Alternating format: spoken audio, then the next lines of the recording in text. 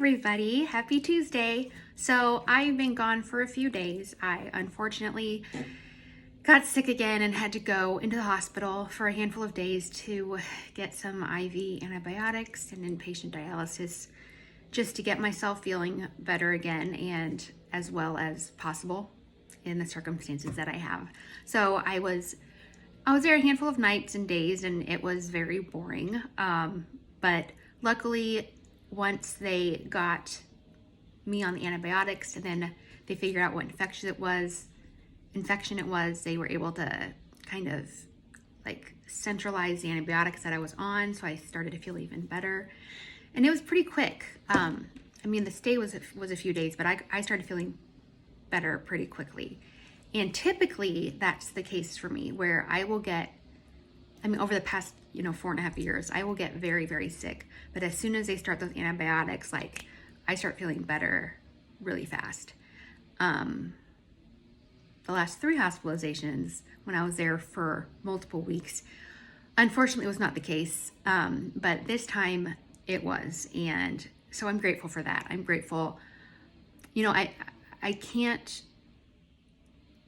wish that I'm not going to get sick because I know that I'm going to, but I'm grateful for the times when I get sick and I get there fast enough to get the help I need before it gets really bad.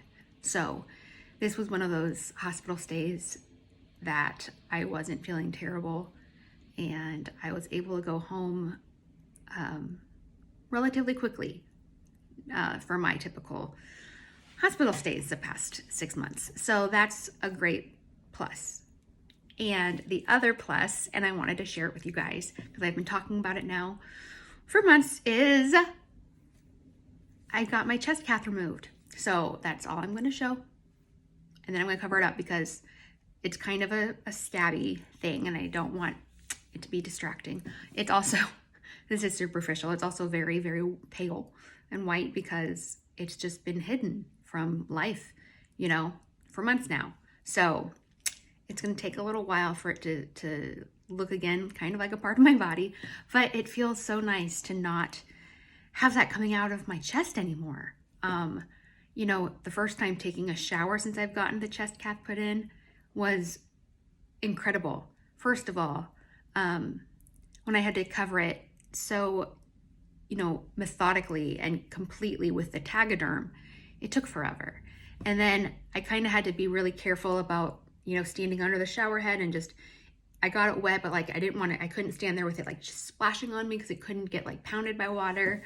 And then after, I had to take it off and of course it was all wet, but I had to be really delicate and then I had to put on gloves anyway, take it off and then I had to clean it and then I had to put a new dressing on it. It was a lot. It wasn't too much because I did it and I wasn't going to not take showers. I want to side note that there are people I know that have the chest caths that cannot actually physically take an actual shower. And I don't want to belittle that or make that seem like that's a terrible thing that they have to do. It's not. It's just in my case, I am physically able to take showers. It just took a couple extra steps and I did it because I could, but now that I don't, it's a freeing feeling, you guys. It's just, I know it's a little thing, but it's kind of a big thing. So that's great. And so then tomorrow I start back at my regular dialysis center. I've been gone from there for a week. I don't know. It's kind of like back to my regular life as much as can be expected right now. So I don't know. It's weird. It's even in these short hospital stays, and especially the longer ones, it's kind of like my world kind of stops. It continues, my days continue and I get more news from the doctors or I go for, down for another procedure or test or something.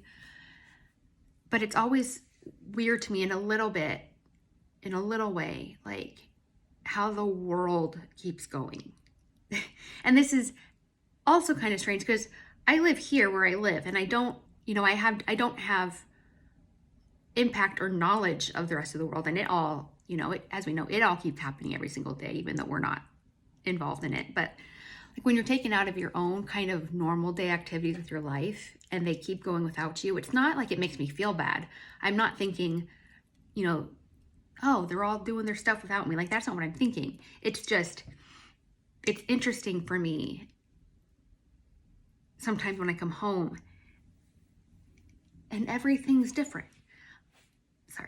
Everything's different, even though it's all kind of the same, if that makes any sense. Especially when I was in the hospital for my birthday and it changed from mid-February to mid-March, and it was interesting. Like, the weather when I went in, it was kind of the exact same as the weather when I came out. But while I was inside and didn't go outside that whole time practically, like, we went through like a heat wave and like a snowstorm and another heat wave and then like an ice storm and then just regular spring weather. And all this happened. And I knew about it, like, literally, because I could watch the weather, but like I didn't experience any of it, but it was happening. And it's just, that part has always not failed to amaze me. And sometimes it makes me sad because I think of all the things that I miss out on when I'm absent from my world. But I try not to get in that mindset very often because it's not going to do anybody any good for me to, I guess, live my life in FOMO. I guess maybe, sorry, my hair is being really weird today. Because it's not even fear of missing out. Like, it's not that, I'm not thinking about if I get hospitalized in the future of the things I'm going to miss out on. It's like, it's not even a regret. It's just kind of like a longing feeling, kind of for the fear of what I've missed out on, if that makes any sense. And in a grander scheme, it's not even about the little things that I've missed out on. It's just about, like, I haven't worked at my job. I go there very rarely. Let's say I'm a very, very PRN worker where I work. And I used to be there so much of the time. It's a machine that gets oiled and continues to function whether I'm there or not. I mean, I'm not saying I was ever a pivotal part of like making the machine work. That is where I work. But it's like all these things change and all these people change, and every day in and out of where I work, it keeps going. And I go back there and like things are different. Like, it's been going under a reconstruction and we got a new director and then we got another new director, and all this has all been, in the last 3 or 4 months since I really have had to step back from working. And it's like, I'm not there experiencing it, but yet all these experiences are happening. And I miss it. And I work might be a great example. I love where I work. I love my coworkers and everything, but that's not even the best example. And now that I'm in my 30s, I'm not missing out on like huge great parties and stuff like I kind of felt maybe I did when I was younger. But it's also like, there are things that some of my friends do that if I was healthier, I would probably be doing with them, or my family, or just things that have happened that I could have been included in, or I could have been involved in my younger years, and last week, or yesterday, or in March, or whatever. It's almost like, and I don't know if other people that are chronically ill feel this way. And I don't want to say that I'm speaking for everybody, but this is something that I've realized recently, is like,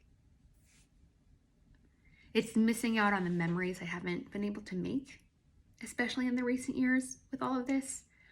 And kind of for the last, many years that I've been sick, it's like everybody that I know and everyone I grew up with and all the friends I have and even my family. It's not even that I've been on the sidelines watching them. I've just been absent. I've just been not there. And I wonder sometimes, like, the memories, even the past, 8-10 months that I could have made if I wasn't sick. And that's not to be a completely huge downer about my life or my situation, because I find things every day to be happy about and to be grateful for. And I know in many ways I'm very blessed. It's just, sometimes it's hard to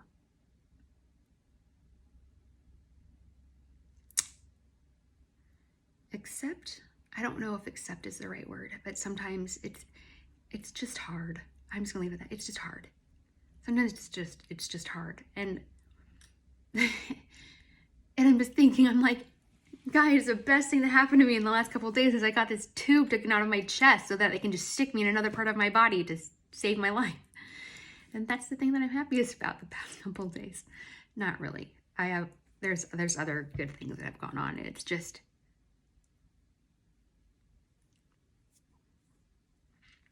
I don't know. I don't want to get very emotional. But I don't know how much longer this dialysis is going to be because of the other extenuating circumstances in my life, but it's going to be for a bit. And I never thought that I'd be here. I never thought that I would be on dialysis. And then I was, and now it's my life. And I just want to remember, and I want to let everybody know, like,